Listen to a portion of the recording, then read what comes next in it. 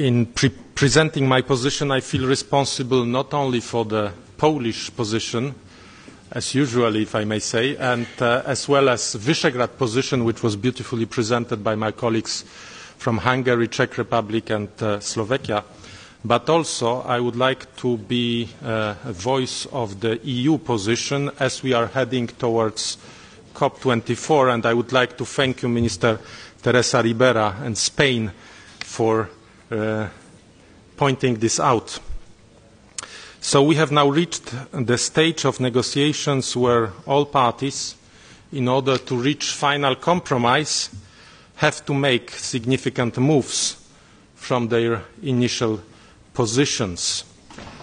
And heading towards 30%, it is a concession towards the European Parliament, that, as was mentioned by many of my colleagues, but it must be also a move in which we all feel comfortable regarding the message from EU to the world.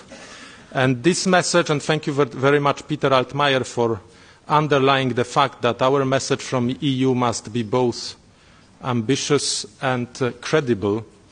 As you mentioned, the target of 1 million electric vehicles that Germany will not be able to fill by 2020.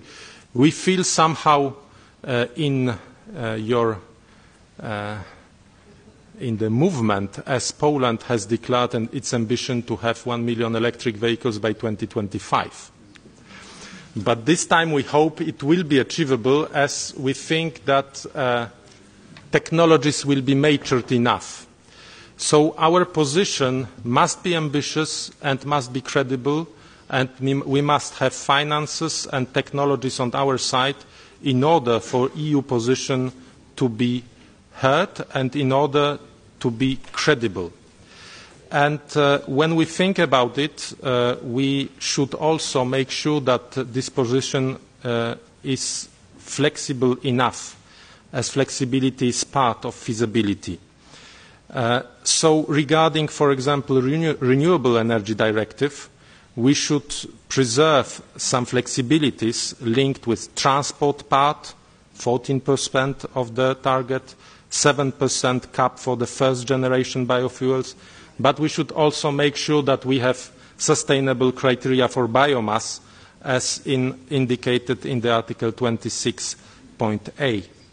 Regarding the Energy Efficiency Directive, we should keep the nature of the target as it is right now and maintain flexibilities within Article 7, as well as should flexibilities at the level of the transport sector, which should remain voluntary. Regarding the governance regulation, it is crucial also that Article 27 reflects the non-binding nature of overall EU target and should remain as agreed.